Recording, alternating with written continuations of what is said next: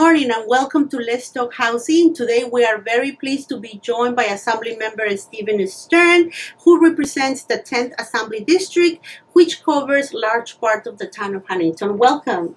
Thank you. Thanks so much for having me. A pleasure to have you.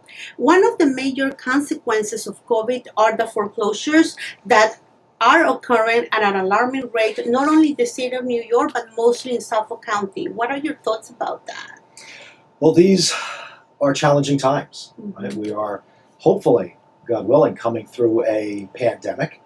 But we know that for so many of our neighbors who have been so profoundly impacted, challenges remain. And that is across the board. We see that at the gas pump. We see that in the supermarkets. But for so many of our neighbors, a challenge regarding their housing remains. And unfortunately, on the tail end of a pandemic, where we hopefully are, comes economic challenges for so many of our neighbors as well. And so,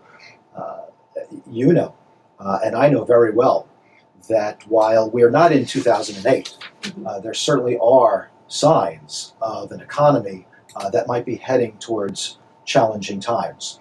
And so I think the important lesson here for all of our neighbors is to understand where we might be going, and if they're currently experiencing challenges, to be proactive. And that to recognize that there might be hardship in the near future, and so don't wait. Don't be reactive when it's already difficult times. To be proactive, and that's why services like yours and this great organizations are so critically important to so many of our neighbors, because you provide the assistance that they need. Thank you very much. And here at Housing Help, we provide foreclosure prevention counseling services to homeowners all throughout Long Island, Nassau counties, Eastern and Western Suffolk County. We have HUD certified housing counselors, and we're very blessed that we have counselors that speak English, Spanish, and Haitian Creole, which really has been a blessing to us. Our office is extremely grateful to you because you, throughout the years, every year you've been able to secure funding so that we can continue doing the great work that we do, and we're very grateful.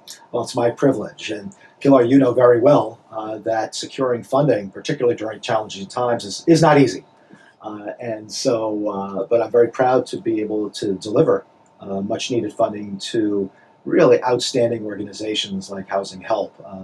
You provide such an incredible and critically important service for so many in our community. And I know, as a policymaker, that the great work that you do to help individuals that you do in our community not only are our neighbors, but also that they are part of our community. And we're all impacted by what goes on in the housing market within our community. And so we all benefit from the outstanding work that you and your wonderful team do for so many. Thank you, and thank you for acknowledging my wonderful team. Housing Help, it's really, we are a team, a very good team, and I cannot be any prouder of every single one of the housing counselors here. It's really a blessing. We're blessed. Anyway, so we invited you today so that we can inform the residents of the various resources and tools available that can help them prevent foreclosures. So how can homeowners who are behind on their mortgage, or those homeowners who are at risk of falling behind on their mortgage, find help? What can they do? Well, so first of all, I would say there are two things. Number one, so important, that you don't wait. Exactly. That you do not hesitate. That wishing it away is not a plan. That if you even think that you might start to fall behind on payments, that's the time to act.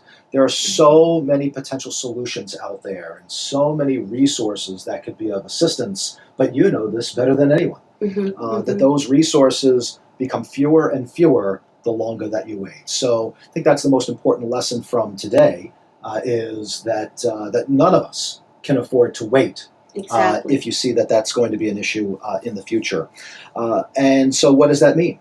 That means being proactive and finding someone that can help guide you through this process, whether it is a not-for-profit counselor with a wonderful organization, or really any other resource that's out there in the community. Don't wait, and get assistance from a professional that knows the process, that knows what the resources are, that knows what your specific options are that are most applicable to your individual situation. Exactly, yes. And thanks to you, Assemblymember Stern, and to the state of New York, foreclosure counseling services are available to homeowners at no cost. So that's very important that everyone should know. You do not have to pay for these services. And if you are not in the Huntington area, you can always contact Housing Help, or you can reach out to any other not-for-profit all throughout Long Island, and you can get a list of not-for-profits at the New York State website, dfs.ny.gov. Um, then, And of but course, you can also reach out for assistance to Housing Help yeah, Housing Help, in yeah. Green Lawn. And I'll plug the telephone number for you. Housing Help can be contacted at 631-754-0373. The resources, the guidance, the peace of mind that you and your team provide to those that you assist is really invaluable. Thank you so much. We also been blessed that our state, the state of New York, has another program called homeowners protection program through the state, or the HUB program. They have a hotline that is available for anybody to call anytime at 855-466-3456, or you can visit their website at homeownerhelpny.com. At the end of this video, all this information will be provided to you. My memory ain't that great, so I will make sure that all these phone numbers and all these websites are available to you. So what can homeowners do if they have been served with legal papers, right? The first thing that they can do is not to wait. Do not hope that it goes away. It will not. And when legal papers are filed and a proceeding has been commenced, you only have a certain amount of days to respond. Now, in the papers, it will say what that time might be. Could be 30 days. So if there are 30 days in the papers, then you have to respond within that time. If you do not, it's considered a default, and then you lose. And never having had the opportunity to make the situation at least somewhat better by seeing a professional. So, number one, do not wait. Number two, if they are legal papers, not only can you not wait, but you need to hire counsel. Exactly. At that point, you need a lawyer. And there's no way to really get around that. Now, there are several opportunities on hiring a lawyer. That could be privately, that could be not-for-profit, that could be pro bono. There are plenty of ways to go about seeking legal counsel, but that must be done if legal papers are filed. Absolutely. And for the community to know, like the Assemblyman Stern said, you need to reach out for help. If you need a referral for a private attorney, you can always contact the New York State Bar Association at 800-582-2452. If you cannot afford an attorney, there are pro bono legal services available to us through Nassau Suffolk Law Services, or also through HUB. Both of these programs provide free legal services, and there is obviously for those who qualify. All the information again will be at the end of the video. Now, how can homeowners identify scams and protect themselves from them, right? Because that happened a lot, especially when we had the real estate downturn, real estate market crash on 2007, 8, and 9. That's right. And in our office, we would get a lot of those phone calls from area residents after they had already been scammed. And so, obviously, the best way to prevent being scammed is to prevent being scammed and not to fall for it in the first place. And I think we can all agree that if something sounds too good to be true, it almost always is. Let's repeat that. If it sounds too good to be true, it probably is not true. And so the best advice that anybody can give is if you are in receipt of an offer that sounds just a little too good to be true, to reach out to the professionals. They can call your office. Many times area residents will call my office. Many times they'll call, say, Suffolk County and Division of Consumer Affairs if they see something or hear something that just does not sound quite right. So certainly there are resources out there, but the best advice is if it sounds a little too good, it might not be all that good, and to speak with someone to see if there has been this type of a scam already reported out there. Suffolk County Police Department does a very good job of tracking all of that. And you know who else does, and we get a lot of information from them from time to time, would be AARP. They track the scams. Our friends are AARP. It's information that they get out. Many times they will let us know as area public officials, and then we'll distribute that to the community as well. So certainly if there are scams out there, there are resources to be able to check against. Exactly, and thank you for that. So, and also be mindful. We've seen this happening, especially in communities of colors, where be aware of anyone that says, "Oh, I can save your home if you sign or transfer the deed to your house over them." So please be mindful, be careful, protect yourself, and also never submit mortgage payments to any other company but your bank or your mortgage services, right? Don't make payments to nobody else. So anyway, we're getting close to the end of this podcast, and I just have a couple of random questions for you. We would like to know, since you have been in office, what are you most proud of in terms of your record on housing? Well, I can tell you that one of my passions and an area that we've been able to accomplish a lot of meaningful impact has been with our veterans. In the Suffolk County Legislature, I was chairman of the Veterans Committee for 6 terms, and now in the New York State Assembly, I serve as a member of the Veterans Affairs Committee.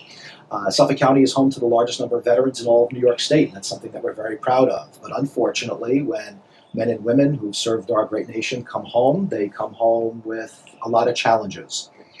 And for too long, even in our home area, we had too many veterans that were going to sleep at night without a roof over their head. Or, and you know this well, that even if they had a roof over their head tonight, it might not be the same roof tomorrow night. That's correct. Yes. And so with a large homeless veterans population, I authored and passed a series of bills that together we call the Housing Our Homeless Heroes Act, which was Suffolk County's very aggressive effort to end veterans' homelessness. And for a challenge that had been going on for years and years and years, I'd say about a year and a half after we started to implement some of these provisions and under this program, we were able to cut the ribbon on many new homes for our veterans and their families. And we received certification from the federal agency that tracks these numbers that we had brought about an effective end to veterans' homelessness in Suffolk County. I'm particularly proud of that effort. Now, that's not to say that there aren't veterans that are going to sleep tonight in Suffolk County without a roof over their heads. But we have certainly brought about a program and a system that enables all of our levels of government in Suffolk County to ensure that our veterans and their families ultimately have a place they can call home. Wow, that's amazing. And we, as a community, we are so grateful to you for all those efforts. Really, our veterans deserve that and even more from each of one, right? Every single one of us. And the last question for you will be, would you like to share with the public something that they may not know about you and what you have accomplished? Sure. Mhm. So, as a part of my legislative district that I have the privilege to represent is all of Huntington Station, and we know that for decades there has been a start and a stop, for the revitalization efforts to bring about fundamental infrastructure that's so critically important to the future of the area.